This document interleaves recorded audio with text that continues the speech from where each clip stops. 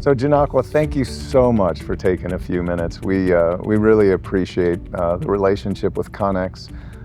Looking forward to our conversation. I know employee well-being is important to you, but even diving a little deeper when we're looking at the role of a mother and a caregiver and how important that is for the emotional health and the physical health and the financial health of a family, right? So we get to dive into that today, which is kind of exciting. But why don't we just start and you can share a little bit about yourself, your background, and we'll take it from there. Certainly. Well, as you said, my name is Janocqua Shaw.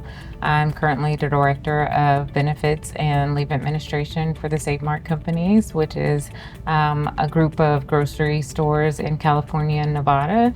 And we recently have merged with a few companies in Oregon and Washington as well. So what I do is I do the strategic planning for all of our benefits and oversee the administration of our leave of absence programs. And I also implement anything related to well-being, whether it be for financial or emotional, physical well-being for our population, because the goal is to definitely make sure that we have a productive group of associates who feel good when they're at work. They are happy and they have resources that they need in the event that something comes up and they need help. And so this role is just kind of full circle for me. I started in retirement benefits about 25 years ago, and then I did some life insurance benefits and did some third-party retirement administration. Like, oh, what am I going to do with this experience? And so the next logical step was to go into HR. And so I got my first HR job in 2008. And oil and gas. I live in Houston, Texas, so of course we're known for our oil and gas industry, and I was blessed to get the very first one that I applied for.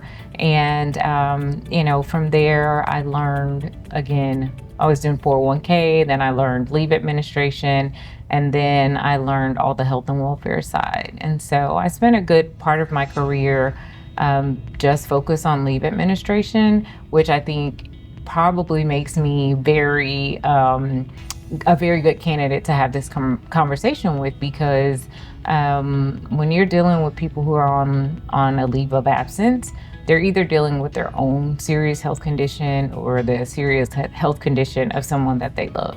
And so why my job is so important is because I'm helping them navigate how to be off from work, how to take advantage of the benefits that they have and they need because they're sick or their family member is sick, and then they want to make sure that their job is protected and that they still will have income coming in.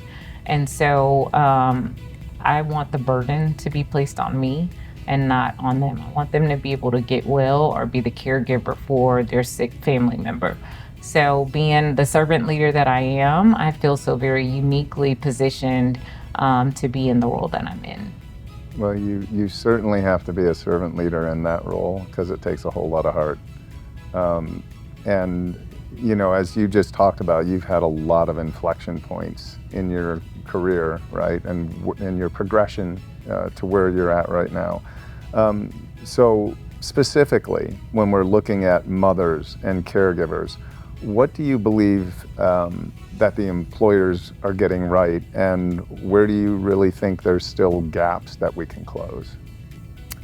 Well, it's a hot topic right now. Yeah. And so finally, maybe the lens is being shifted and organizations are starting to see the importance of, not just benefits, but benefits that are focused on certain areas of our lives. And as you mentioned, as a mother or as someone who wants to become a mother, companies are starting to realize, especially those that have a large population of female employees, that, unfortunately, fertility can be not the easiest thing to achieve. And so as in other benefits, the employer now has the onus to figure out what their responsibility is. And so, maternal health has been in the news We've seen so many, women who have unfortunately had very bad medical conditions after giving birth because they didn't have the care in place that they needed. And some even have died after giving birth. And so I think that as the employer group, it's our responsibility to ensure that our plan at some level addresses the needs of maternity or fertility benefits leading up to, and not just doctor's appointments. Are there coaches? Are there, specific point solutions and partners that organizations can, offer when it comes to family planning and the support? And then today, families don't look the same as they always have. And so what support, can be given if you're a single mom, or if there's two moms instead of one. And so I think that companies are trying to make sure that from that lens, they're addressing maternal benefits. They're also addressing family planning. And how can they offset some of the cost of it? Because me personally, I had to go through the fertility journey for my first child after 3 miscarriages. And I worked at a company where our benefits were really rich. But the person who was standing next to me at my appointments didn't have the same fortune as me. And so I may have been paying a $25 copay where they were writing a check for $20,000. Yeah. And so now I think is the time where we see it so much. And because we're becoming mothers later in life, because a lot of us are focused on our career, which makes it more difficult at times to achieve, pregnancy or, have that child when we think it's going to happen just magically.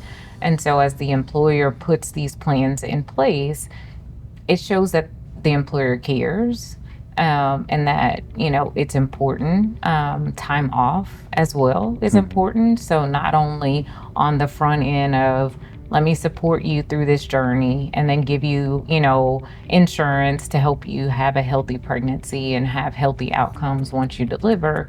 But then how do you have the most effective plans in place to allow that mother time to not only recover, but also to bond and share the joys of motherhood? And if there are any baby blues or, depression afterwards, what resources, have been put in place and made available. So what I do is I make sure that when someone goes out on a leave of absence, all of that information is listed in the brochure that they will get, because they may not feel comfortable coming back to me to say, hey, I have postpartum depression, what do I do now? So that information is already listed in the packet that they will get for leave. And if they need it, it's there for them. Well, this is definitely a mission for you. New information you just shared with me, so I can only imagine how invested you are in the positive change that is really culturally the shift that we're making. So many of the stresses that the employees deal with are invisible in the workplace. You look at what you just talked about, the person who was sitting next to you, who didn't have that same good fortune that you had in that circumstance. It's got to be brought to someone's attention. That's the biggest challenge, right? So what can HR do to create a culture where your employees feel safe, that they feel be seen, right, with something that's so important in their life? Well, I think that one of the things that can be done is just polling your population. Number one, it's important to know the, statistics of male versus female, in the organization, so that you make sure you have the right benefits, right? And then once you've done that, them having a safe space is, knowing, someone like myself, I have conversations because of relationship. I form relationships with, our associates, and so they do feel comfortable coming to talk to me. But if they don't, I make sure that I ramp up our intranet site and our benefits connection sites to make sure that If there's someone that they need to go and talk to, or if there's help that is needed, the resources, are there. Like you said, a lot of people are, dealing with this in silence. Yeah. And so the other thing that I do is within my network, I encourage people like me to share their stories. And so when they share their stories, you create these little employee resources groups or Yeah. support systems that, you may not have known existed or that you even needed if you're not willing to be transparent and share your story. And so that's why I share my story as much as I do. I guess just when I think about growing up, I never heard my mom or my grandmother or Yeah. my aunt talk about any, kind of maternity or female related, issues. And it was almost like kind of, you just didn't talk about it. It's a private thing. Right. It was very private. Yeah. I didn't know, any family member who had had a miscarriage before me. I didn't know any family member that had gone through fertility treatments. I didn't know any family member who had breastfed. And so I was navigating the journey on my own. And so that's probably what makes me so passionate about it, and making sure that there are resources available, and they don't have to just be resources at the organization or that the organization is paying for. You have organizations like the March of Dimes that are there as support, and when I guess you're as passionate about it as I am, I'm making sure that, again, if someone comes to me and they're not talking to me about their situation or they just need a resource, I've educated myself enough to give them, other options of somewhere to go and have that safe space to get the help that they need, whether it's on the front end of a pregnancy, whether it's just, being a woman and there are things that we experience and you need help with, and then they can go outside of the organization. And many times that support is free. And so that's what makes it even, a even better conversation for me, because I can give them resources that don't cost them anything but their time. How best can employers bring those pillars together so that it's really a more holistic strategy? I think that family planning is where we see the direction of a holistic approach going when it comes to, this type of well-being and support. Because you have now point solutions that have done exactly what you say. They realize it's not just, the mom that needs the care or the support. They also understand that the entire family needs the support. Yeah. Or there may be an older sibling that needs the support who's adjusting to having a new baby in the house or something of that nature. And so again, there's, fortunately, I won't necessarily name names, but there's, lots of point solutions that have moved away from, say like maternity care or fertility care, and they've moved into the space where they can be holistic. They can, help moms or women on the journey to motherhood, support them through the journey as, they are dealing with their body changing and all that comes with it. And within these point solutions, there is also community. And community is so very important, as I was saying, to have somebody to share your story with. Yeah. And then also in these family planning, tools, dad is just as welcome to make an account or sign up and be a user, so that he can go and get the support that he needs. Okay, I've never changed a diaper before, or what is it gonna feel like, to support my wife through this journey, and who can I talk to? And sometimes it's knowing that life is going to now change and the dynamics of the family are going to look different after now this new baby comes in. Where's the support? So the family planning benefit options provide, all of those aspects, I believe, and that's the direction that organizations are going in, which is going to support the entire family, because then even after a baby comes, those point solutions are still there to support mom. It's year one, we're going through teething, or it's time to introduce solid foods. You see, just the full gamut of the things that, again, nobody wrote the book on or told That's right. about, or our grandparents about, or even when I had kids. Yeah. So it's very rewarding to be in a time where organizations realize how important it is to be involved and that they're taking responsibility to help their associates, because the more that you help your associate be well through these types of journeys, number one, the loyalty, I think, is there. And then number two, you have a more productive associate if they're back at work and they know they need support with breastfeeding. You have a nurse, a room for them to go and have that private time so they can provide the milk that they want for their child, or child isn't sleeping at night. So here's, a nurse hotline that you can call. But there's just so many different aspects. Nobody's story looks the same. But I think that, you put enough people in a group or in a room that share their stories. And again, you can come up with employee resource groups and, have meetings right there, during work, lunch and learn or something like that. So there's just very many options. But every industry is different, right? So I think that it's a group of HR, like-minded folks that work, at an organization, and they sit in a room and maybe work with their broker and figure out what, the best solution is for their organization. When the companies are failing to move the needle around caregiving or women's health initiatives, what do you think is usually missing? And are there common mistakes or assumptions you've seen that our current leaders should really be looking out for? That's a good question. Over the last, I'd say maybe 5 to 7 years, realizing that we're in that sandwich generation, so many of us, I think maybe some organizations have had some aha moments where people are needing time off from work. And it's not just, to care for a sick child. It is because they have multi-generational homes, or they need to be available to go and take care of a parent.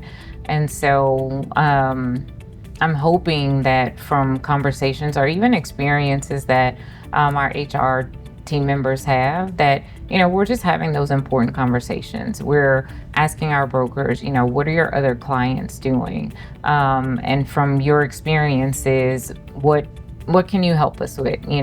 So I can tell you, like, one of the things that I've dealt with is an organization or a point solution that is going to offer help on the front end, where you need help with maybe having a baby, or you need help with a babysitter so you can go out on date night, or you need backup childcare because your child is sick and has a temperature and can't go to school or the nursery. So I was fortunate enough to work in an organization where we put in a solution where they could hire a nanny or a sitter to come into the home. The benefit was offset through the company. They only had to pay a small copay.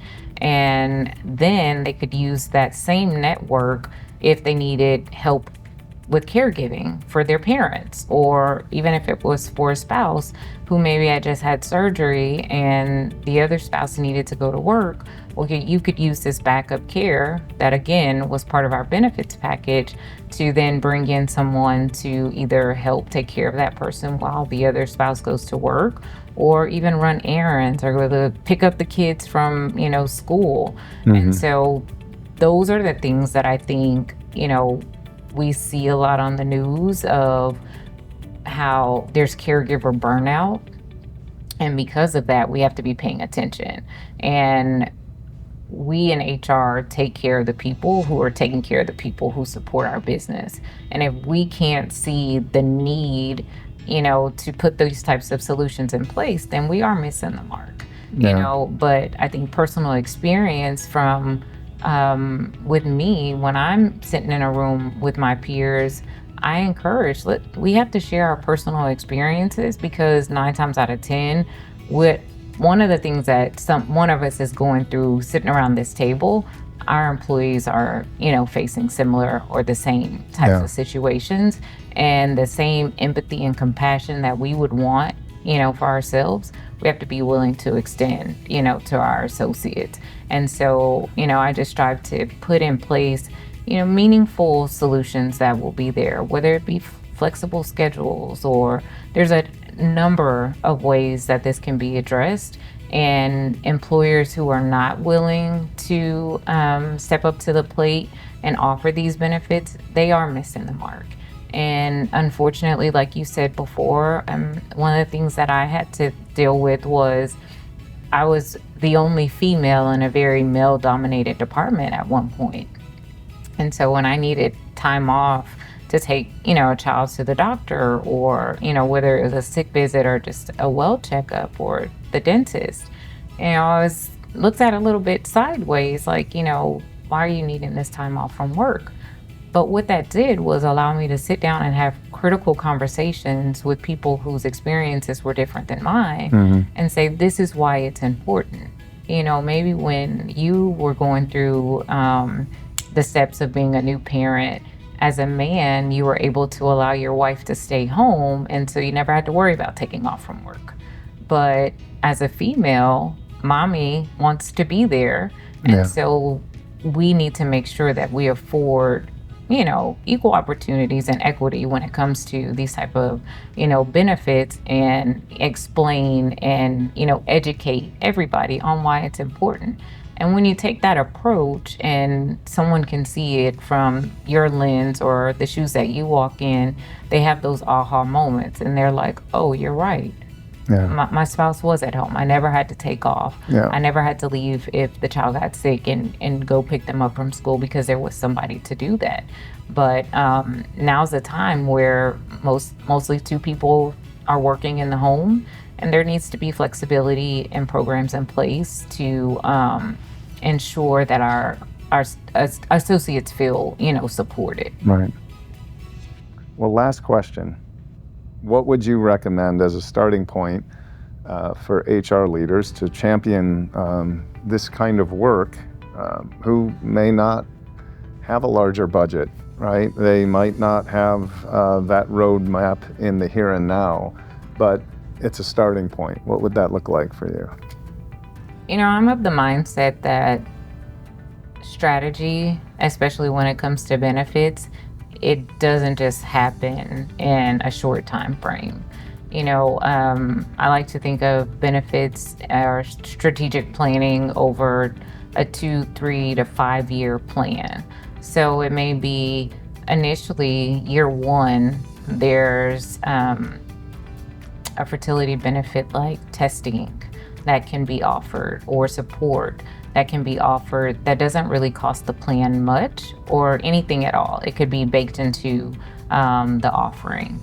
And then, once that comes about and you get more utilization and the budget grows a little bit more and you work towards solutions, then you can maybe connect with an outside point solution that specializes in that care and caregiving, model. And over time, you just continue to add to it. I think that, if an organization is starting out, you're not going to get it right 100% of the time on the first try. But that's also why we have brokers and, a network of organizations that you have to ask those questions. And I think that here recently, if COVID didn't teach us anything, it taught us to reach across the table to, our, I guess maybe, competitors or people who are in the same industry as we were, and ask them what they were doing and share ideas, and realize that there was nothing wrong with sharing those ideas. They had to start somewhere. And so I love the fact that now I can pick up, the phone or send a LinkedIn message or a text to someone in my network and say, hey, we're getting ready to do this. I know you guys did it. Can you give me some pointers on where to start? Right. And just, make a plan. Yep. You set goals, here's where we want to start and here's where we want to end. And strategically, what can we do in the process to make sure that we check those boxes and in the long run, then be able to meet the needs of our associates. Awesome. Well, Janocqua, thank you. I so appreciate the time today, and I really appreciate your voice because it's so important right now for just the future of not just the workforce, but the workforce is comprised of families, right? And so we're really thankful for you. Thank you so much.